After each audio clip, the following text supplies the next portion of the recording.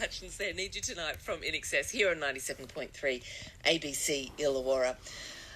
Why are there so few adoptions in Australia, particularly given that the number of children in out-of-home care across the country is going up and up all the time?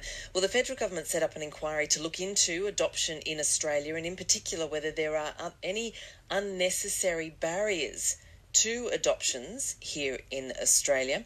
I spoke to the chair of the House of Representatives Standing Committee on Social Policy and Legal Affairs, the MP Julia Banks, about the inquiry and just what it is looking into. Look, it is a state-by-state system, and indeed New South Wales has had some reforms which have made it certainly the best model within Australia from my perspective. But look, this inquiry is about consolidating the position of adoption in Australia, because fundamentally the issue is that we have very low adoption rates in Australia.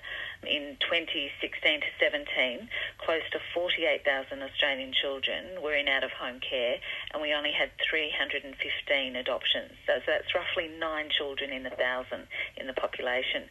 So if we compared that data to data, for example, in the UK, where they have an open adoption system, if we applied those numbers to the UK system, we should have had at the very least 5,000 adoptions in Australia. So this inquiry is basically, it's underpinned by us looking at what's in the best interest of the child, rather than a number of child protection services on a state-by-state basis refer more strongly to the preservation of the family at all costs. So it's really looking at placement of children who are in out-of-home care. Of those stats, and this is another compelling statistic, of the 48,000, 31,000 of those children, or around 30,000 of those children, were in out-of-home care for 2 years. So this is really, and you couple that with the insurmountable challenges that prospective adoptive parents face, and we really believe that there is something to be addressed here, and we want to shine a light on this issue in Australia. Yeah, it's interesting, isn't it? I wonder what you think from the outset, and I understand that this is exactly what the inquiry will be looking into, but what are these barriers to adoption then? If you, as you say, it would seem the vast majority, I think you said about 31,000 out of 48,000 or something, had been in longish term foster care over a couple of years. So what are the barriers to those children then being adopted? And I understand that family preservation, if possible, is at the heart of most states' child protection systems. Yes. Well, I think one of the barriers is Australia's quite sad history, if you like, in relation to adoptions, the forced adoptions of the 50s and 60s and the stolen generation. So there is probably a mindset barrier there in relation to preservation of the family at all costs. But, there have been too many front-page articles, or indeed articles about children who have, I heard about a case the other day of a child who'd been placed in, he's now an adult, but he'd had 70 placements during his life as a child. And, 70 placements, 20 placements, you hear all these stories, and you couple that with the barriers to another barrier is many prospective adoptive parents just give up because it's just so intimate, it's so complex and over-involved, and there's subjective assessments. There's also subjective school of thought that it's better that children are aligned to a family that is aligned to their culture or their cultural history or their heritage. Well, the UK model has proven that fundamentally children need just two things, and that's love and stability.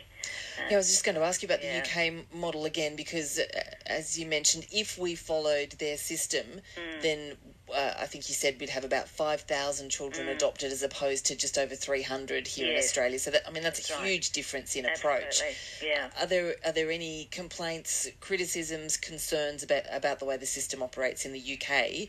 Well, I think basically the open adoption model or principle, if you like, the child maintains a biological connection with the family.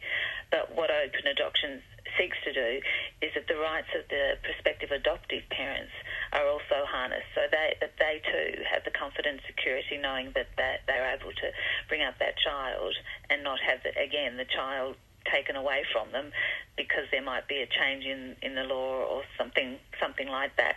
Rather, that child will have access, as will the biological parents during that time, but that the child grows up in a safe and loving environment. Almost like a custody dispute, I suppose, where the child has a right to know both sets of parents, but the court will award primary custody to one as opposed to the other. Yes, yeah, and because at the moment the rights of prospective adoptive parents, or indeed many foster parents, they can have brought up a child for seven or so years, or that child has been placed and then put back in biological family's environment and then comes back again.